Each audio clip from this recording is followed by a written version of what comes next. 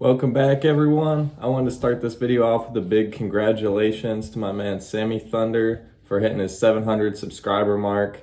He's got a really great channel if you like vintage cards. He's always got good content to check out, realistic content for like the average collector, and it's just always a good watch. So go ahead, check him out, sub to his channel, and this is going to be my entry for his 700 subscriber VR giveaway. So enjoy. All right, so the format for this video is going to be, I'm going to show you guys one pitcher and one slugger from each era. So we're going to go with the pre-war, then the 50s, 60s, 70s, and 80s. So 5 different eras, one pitcher and one slugger each. And we're going to start off with pre-war. Starting off with 1939 play ball Carl Hubbell. This is an awesome looking card. Hubbell played for the New York Giants. I believe that's your team, isn't it? But Hubbell, very dominant pitcher. Don't quite have any of the big dogs from pre-war, but Carl Hubbell will do just fine. An awesome looking set. Let's set that one up.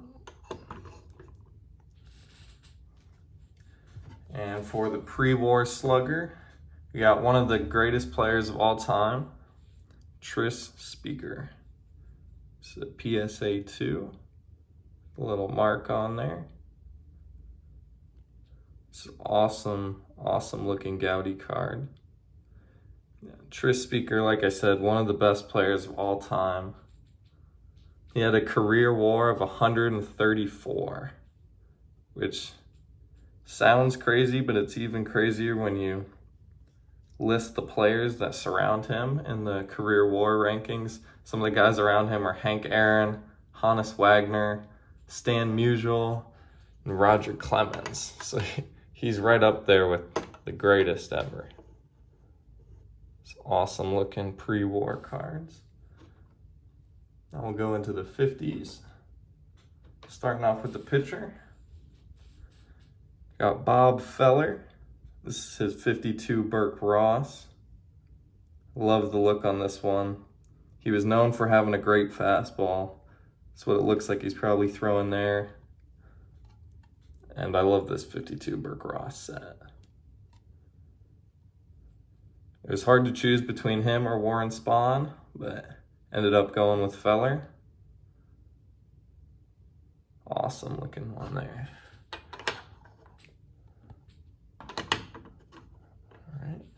And the hitter, going with Teddy Ballgame.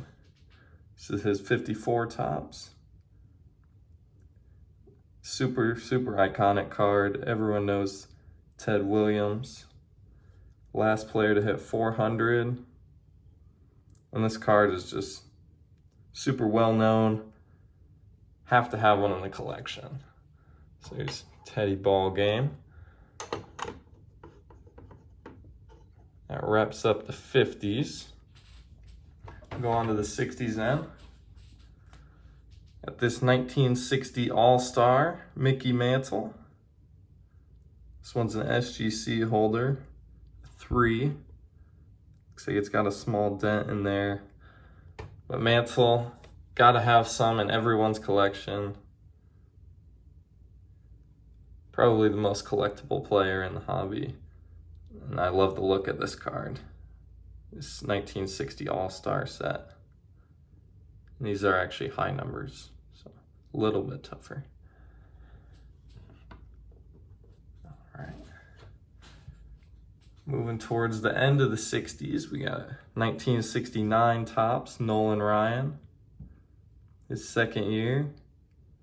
First individual card, and this one just looks awesome. Super clean looking 3. And you gotta love Nolan Ryan. It's one of the favorites of a bunch of people in the hobby. All right, from there we're moving into the 70s. We got one of Nolan Ryan's teammates. Sammy, I know this is one of your favorite guys. It's Tom Seaver. It's 1972 Topps, SGC6. This is an awesome looking card. He's still got the warm-up jacket on. SGC6, looks super clean in the slab. Yeah. Tom Seaver was one of the best pitchers during the 70s. Him and Ryan together. Some awesome looking ones there. And for the slugger from the 70s, we're going with the all-time hit king. What better for a slugger than the all-time hit king, Pete Rose. This is his 71 Topps.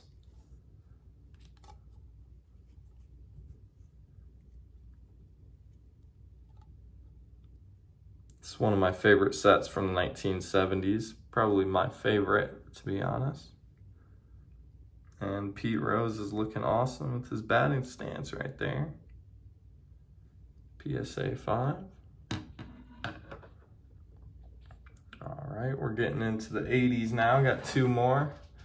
One of the guys I already mentioned earlier, along with Tris Speaker, Roger Clemens, one of the most dominant pitchers of all time, completely dominated in the 80s and 90s. A little bit of a boost helped him out, but you don't care when you put up stats like he did. So Roger Clemens is awesome there in a CSG slab. We got another steroid user to go with him, Barry Bonds. Barry Bonds, arguably the greatest player of all time.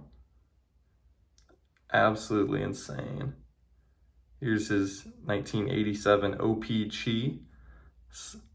Significantly rarer than the 87 Topps. So that's another CSG slab for you. Yeah, and like I said, Barry Bonds could very easily make an argument for being the greatest player of all time. So yeah, that wraps it up. My pitcher and slugger from every era, from the pre-war all the way up until the 1980s.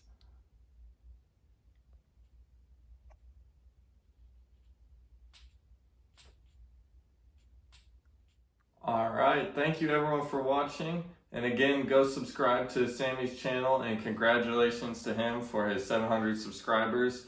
Makes some great content, so I'm sure you guys will love that. Go check that out. And if you like the stuff that I make. And I think that's all I got for you guys.